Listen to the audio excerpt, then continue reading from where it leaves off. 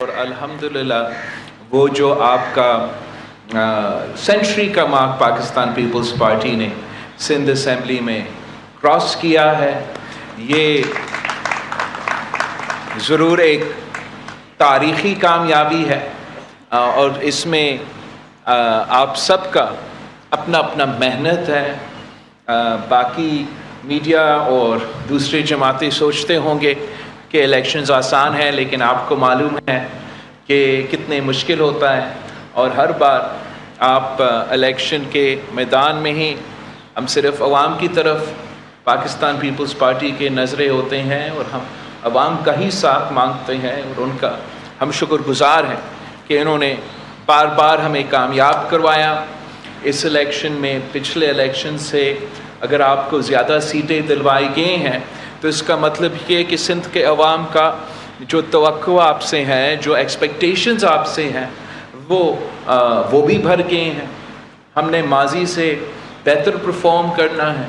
ہم نے عوام کو جو ان کے امیدوں کے مطابق ڈیلیور کرنا ہے، اور میں سمجھتا ہوں کہ اس بار پاکستان پیپلز پارٹی کا یہ چیلنج ہے کہ ہمیں نہ صرف روایتی سیاست چھوڑنا ہے، مگر جو روایتی طریقہ ہے حکومت کرنے کا، اس کو بھی چھوڑ کے پاکستان کو ایک نیا سیاست اور ایک نئی خدمت کی یہ آغاز ہوگا انشاءاللہ تعالی۔ پاکستان پیپلز پارٹی کی جو سندھ حکومت ہے، ہمارا باقی صوبوں کے مقابلے میں ماضی میں بھی آپ کا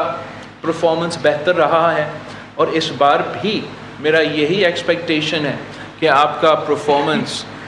نہ صرف اپنا کارکردگی سے، آپ کا اپنا ماضی کا کارکردگی سے، مگر آپ کا مقابلہ ہوگا، اپنا مقابلہ ہوگا صوبہ بلوچستان سے، آپ کا مقابلہ ہوگا صوبہ پنجاب سے، آپ کا مقابلہ ہوگا صوبہ پختونخوا سے، آپ کا مقابلہ وفاقی حکومت سے بھی ہوگا، اور میں امید کرتا ہوں کہ اس مقابلے میں آپ کا پرفارمنس بہتر رہے گا،